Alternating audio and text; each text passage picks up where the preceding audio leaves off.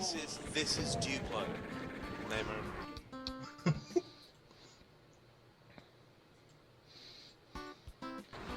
Oh man. Also, hi Sublime, what's up?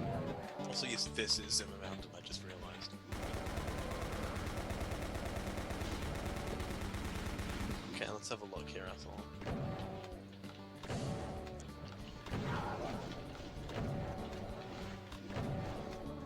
No matter how hard we run, we can never escape our childhood breakfast cereals.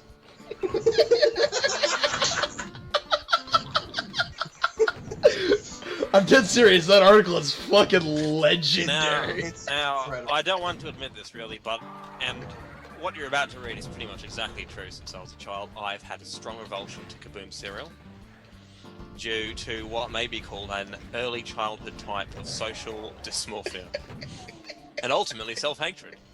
You say you've never heard of Kaboom? You think I'm making Kaboom up? Well, let me explain this. You've heard of Apple Jacks, right? Sure you have. Everyone has. I want to be an Apple Jacks kid. Apple Jacks kids had so much fun in the commercials. Fresh-faced, healthy and free, and hopeful for the future. Singing and dancing and just loving on their Apple Jacks. And the cereal was awesome too. I mean, I had it once in a snack pack that fell off a truck. There were no commercials for Kaboom. It was just a dirty little secret, like massage parlors in the back room at a pawnbroker's. That's why you've never heard of it. But Kaboom kids know. Kaboom kids understand. There's a picture of a box. What the fuck? 100% minimum data requirements of vitamins and iron in 1 ounce of sugary oat cereal with marshmallow stars. And just this most pitiful looking clown in an umbrella. Apple Jacks was for winners. Kaboom was the cereal of the defeated.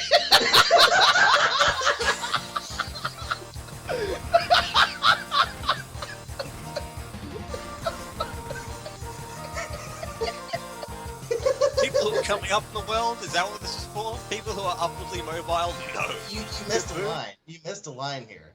Well, they can't look at the box. I mean, I can't. No, It's a clown balancing a bowl of vitamin and iron cereal, Kaboom flakes on his shoe.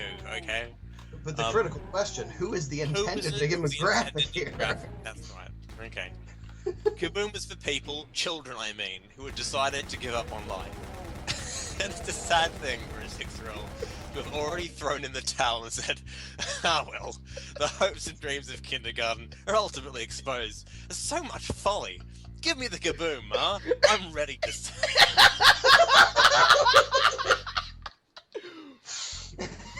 Because that's all such a cereal is fit for. Those who settle, who accept, who lower their gaze in defeat and shame. This horrid clown cereal that looks like it's some kind of weird generic brand, but it's actually marketed by General Mills.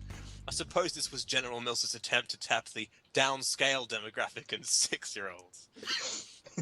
First of all, children hate clowns. All children. There's a joke that everyone's afraid of clowns. Well, that's not true, but everyone does hate them. Children most of all, because clowns get up on your grill with horrible jokes and diseased breath, eyes glassy with vodka and pedophilia. So who's the cereal for exactly? I suppose clowns might buy it for their vitamin and abductees, but that's not a large market. Did you say vitamin instead of victims? I did. Okay. Not that. Anyway. Okay. Couple hundred. I'm getting into the Kaboom spirit. Couple 100,000 units a year tops. And there's another picture again of the clown balancing the bowl, and are these their mascots?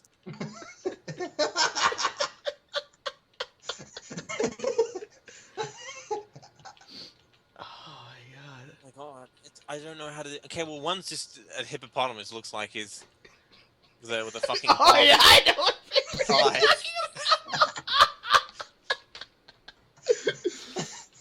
And the other one looks like an overweight otter with a fucking with a polka dot blue and white. Okay, all right. When marketers found that most children described the Kaboom clown as creepy, quote unquote, they called a meeting and then added a creepy bear and a creepy hippo into the mix.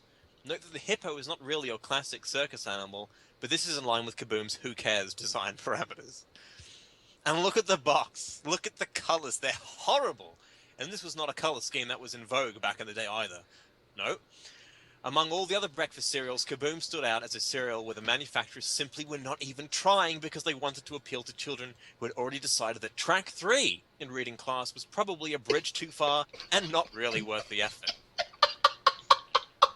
It's like they gave a bunch of crayons and construction equipment with little hobos and said, do your best. Your worst, we don't really care. We're aiming for the dregs of 2nd grade. Try to include a clown. Or don't. It won't really matter either way. And the cereal was not even good. You would think that if you're selling this abortion of a breakfast cereal to the primary school underclass, that emerging nihilistic YOLO demographic, you would at least load it up with sugar, because what does it even matter? The sort of kids who eat Kaboom know they're going to die young anyway. They have no illusions. But you'd be wrong. Actually, Kaboom was not very sweet at all. I think they decided to skimp on sugar so they could put extra sugar on more upscale cereals like Frosted Flakes and Frosted Mini-Wheats. It was just mostly oats. You know, like what they feed to the animals. Prize at the bottom of the box? Oh, no way. Not with Kaboom cereal. No way they're throwing in a happening whistle in there for the poor kids. You're lucky they even bothered putting the cereal into a box, instead of just distributing it off with government-assisted truck into your cupped hands. I think occasionally they had mail-in sweepstakes where you could win a welfare voucher. Or maybe a coupon for the orphanage PX, so you could buy some extra gruel and sewing supplies for the weekend. A prize, if you could call it that, included in a Kaboom cereal is pictured here. What is that? When they briefly offered such toys in 19... What is that? It Kaboom looks cereal... like some sort of, like, fucked up contraceptive device. Yeah, just broke it down for easy assembly by toddler hand. Kaboom cereal pioneered choking hazard technology until tepid public criticism forced them to end the practice and to issue a half-hearted apology. And it was unappetizing looking in the bowl as well. The colours were off. They weren't bright, friendly colours that you might find in more respectable, upwardly mobile cereals like Lucky Charms. They didn't even pay for regular food colouring. They made Kaboom with discount, irregular food colouring used for cat treats. Kaboom's colour palette was like the bright hues of a poisonous toad designed to warn off predators. A mixture of the jarishly day glow and bizarrely dark. The purple was that of a deep bruise, still bleeding beneath the skin. When milk was added, Kaboom became a nightmarish swirl of ugly, angry colours not to be found in nature, making your milk look like it was just curdling into a loathsome cheese produced by an alien mold. Pictured as the design... The face on this particular... this is just me talking now. On this particular flake pictured in the... It is tortured. It is a tortured expression. Looks like SP face. Details of Kaboom cereal. Nothing says part of a balanced breakfast like the faces of the unquiet dead. The famous death mask imagery of Kaboom teaches children that aspiration is vanity and all dreams are lies. They should have called it Kabul. Just come right out with it. Let the people know what they're in for. This is cereal intended for bulk purchase by the United States Department of Agriculture to feed dirty foreign children. And their animals too. One-stop shopping. They can all feed out of the same trough.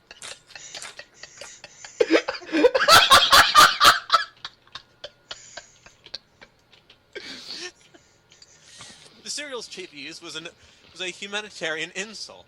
You might wonder at this point what possible connection is there between the clown theme and explosions, as suggested by the name Kaboom. Well, don't bother thinking about it too hard. They sure didn't. This product was slapped together more or less randomly by people who didn't even care, intended for sale to people who care just a little bit less than that. Kaboom is not really a product designed for those who enjoy the life of the mind. Quite the opposite. It is a product designed for those who whose subnormal IQs locate them in the brutish twilight existence that divides Paisley, the crude human from the cunning beast. The cereal is essentially designed with an eye towards how much is this is I've barely touched one. Oh, Hang no, on. most of the page is just comments. Okay, okay, good. Because I need a glass of water. Kaboom is not really a product. Okay, yes. The cereal is essentially designed with an eye towards the inevitable devolution of the species, future-proof, if you will. If the Morlocks had a cereal, it would be Kaboom. They insisted, but they'd insist on more flavor. More pictures of Kaboom followed. A toasted oat cereal with marshmallow stars. Kaboom circus game. I forgot about that elephant. I love just how depressed that elephant looks.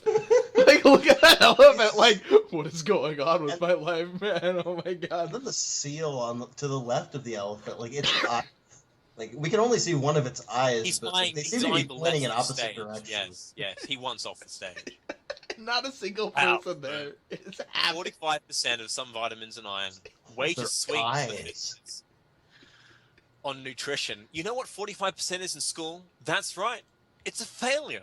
Kaboom relentlessly transmits the message that failure is freedom. And I can't wait to cut out that circus game and play with some cardboard either. It's like it's designed to teach kids that the power of imagination will only end in embarrassment. Kaboom was made with a special, secret ingredient. Contempt. Did I eat Kaboom as a kid? You bet I did. If I didn't, I wouldn't have had such a strong memory about it. If I never ate Kaboom, I would have just said, no, that's the cereal that other children, whose parents don't love them, eat. But no, I ate Kaboom quite a few times. More times than I care to remember, and every time my mum brought home that jarish yellow box of sorrows, I had the same thought. Oh, with that sort of people, then. With that sort of people. We're just not even keeping up appearances anymore, are we, Mother? We weren't. And although we struggled to deny it to ourselves, we were now Kaboom people. The truth is a relentless hunter. Oh, we didn't quite sink to Kaboom's level. Not at first. We strove to endure. We were fighters. But the cereal did drag the family down. It very nearly ruined us all. And this is hard to say, but in the end, we surrendered ourselves to Kaboom. The new look of Kaboom attempted to make the cereal more relevant to kids in the 80s, apparently seeking to play on fears of nuclear holocaust. Again pictured are the faces of the damned, or the defeated. Ultimately, our sin wasn't in consuming Kaboom, our sin was in letting Kaboom consume us. We descended. We found the Kaboom folk, or rather they found us. The Kaboom folk know their own. The downcast eyes, the twitch and a shameful smile. They know the signs. Signs with the capital S. And then together we went wild into the night, without shame and without shoe, running petty scams at the carnival, stealing newspapers out of boxes and selling them for a nickel, eking out a rough existence at the grubby margins of human habitation. Off-barrel urban nomads living in a communion with packs of wild dogs. For 6 months, I wore nothing but a fur jerkin and a genital sock. My pack name was Moke Moke.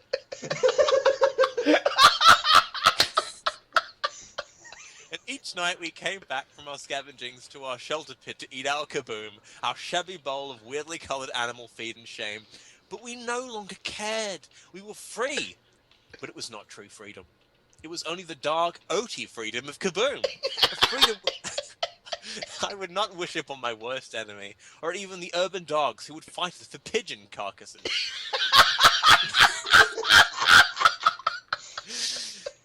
Nowadays, I can afford any sort of cereal I like. I can even spring the extra quarter for a high-class, muesli-inflected Euro cereals if I like. But I'll never escape where I came from. And where I came from was Kaboomville. Population, a ghastly clown, his stupid pink-purple parasol, and me, with my spoon, crying into my oddly discoloured milk. And that concludes the article. My goodness. I'm gonna save that. I'm gonna put that in my favourites.